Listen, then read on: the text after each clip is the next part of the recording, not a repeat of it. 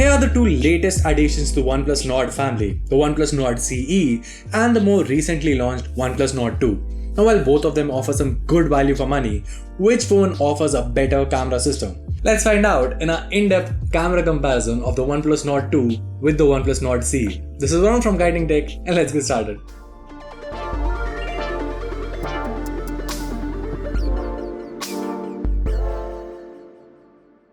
Okay, so let's start off with some video footages first. So we're recording 1080p 30 fps footage with the OnePlus Nord 2 on my left side and the Nord CE on my right side. Right now I'm walking down a simple road, so you can get a basic idea of the stabilization.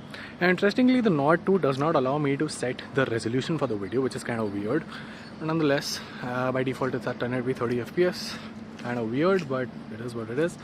There's an idea of the HDR performance from both the phones. I think they're both doing a great job. At least right now.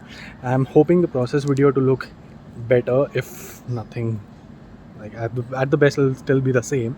But yeah, overall I think both the videos look pretty good, and I think if I have to give someone the points, it'll be the Nord 2, but not because of the video footage in itself, but the fact that it's a comparatively ergonomic phone to shoot videos with, and that comes in really handy. Alright, so we're recording selfie footage with the OnePlus Nord 2 on my left side and the OnePlus Nord CE on my right side. The Nord 2 also has a stable mode to avoid any shakes and all, make the footage seem much more crisper, so you can get a judgment of that. I was just jumping around and moving a little weirdly, but yeah, as for the overall performance, I think both of them look really good.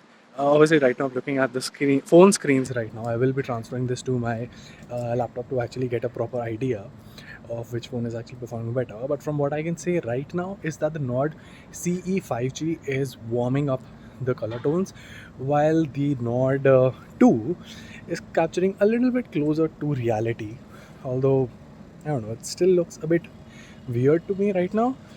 But I'm hoping the final footage to be better on the Nord 2. Now talking about selfies, the Nord CE has pretty good details here, while the Nord 2 offers a slightly softer tone. However, the CE suffers from the traditional OnePlus camera issue, which is a reddish tint on the skin tones. The Nord 2 offers a better color profile here and would be my pick here. Turn the portrait mode on and it's clear that the Nord 2 has much better results. Not only is CE's image way too oversharpened this time, but it also could use some help in the edge detection department. Moving on to daylight shots, let's start with some HDR shots like this one. This is actually a close call because while the Nord 2 does have controlled color profiles, the Nord CE offers a better contrast along with better details as well. In this next shot, the CE manages to control the clouds better, but the Nord 2 has a very slight edge in keeping the shadows of the building intact. Nonetheless, if you consider the images as a whole, I think the CE wins the HDR bout, but with the tiniest of margins. Now in this next shot, you can get a better idea of the color profiles. The Nord CE goes for a slightly boosted tone, while the Nord 2 offers more of a natural color profile. As far as details go, yes, the Nord CE has the edge there thanks to a balanced mixture of hardware with over-sharpening by the softer front. Now in this shot, both the smartphones produce almost similar results, with the CE once again slightly boosting the reds. However, switch to the ultra-wide mode and you can see just how much the Nord CE loves to saturate the colors. The Nord 2 on the other hand has similar color profiles, whether it's the primary lens or the ultra-wide lens, and has better details too. This is better illustrated in this next shot. See, in the normal frame, they both look pretty good.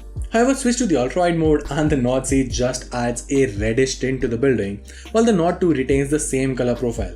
Now before we move on with the video, just one thing to highlight here is that all of these shots that you're seeing have been clicked basically by me only, and this entire video is my own analysis of the camera samples. Nonetheless, we also provide a direct download link to all of the camera samples taken directly from both the smartphones that you can download, analyze for yourself depending which smartphone you like better, and then comment down below your analysis, and I would love to have a chat with you guys. See, we at Guiding Tech never do sponsored reviews. All of our videos, all of our reviews and camera comparisons are unbiased and purely my own analysis. So yeah, nonetheless, let's move on with the video. Next up, we have low light shots, and in this first frame, you can see that there's hardly anything separating the two shots. Maybe the Nord CE's shot is a tad bit over-sharpened, but only a tad bit. Now in this next shot with a bit more darker conditions, you can see that the Nord C struggles to balance the noise and produces a rather shaky shot, while the Nord 2 manages to capture a pretty good shot.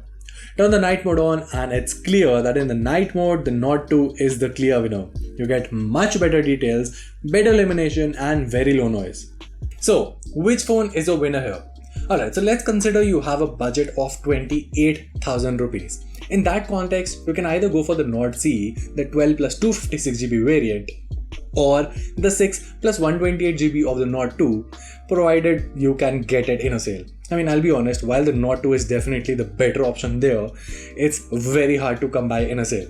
So realistically speaking, you're either looking at the 8 plus 128GB variant of the Nord C, which is priced at 25,000, or the 8 plus 128GB of the Nord 2, which is priced at 30,000. So the price gap of 5,000, it basically boils down to your budget. If you can afford it, the Nord 2 is the clear winner, not just in the camera department but in everything else as well. But I mean, if you're still restricted by your budget, well, the Nord C isn't a bad option either. And well, that was it. If you found this video helpful, make sure to let us know by giving us a thumbs up and subscribing to our channel for more awesome tech content. Till then, this is Varun from Guiding Tech, and I'll see you in the next one.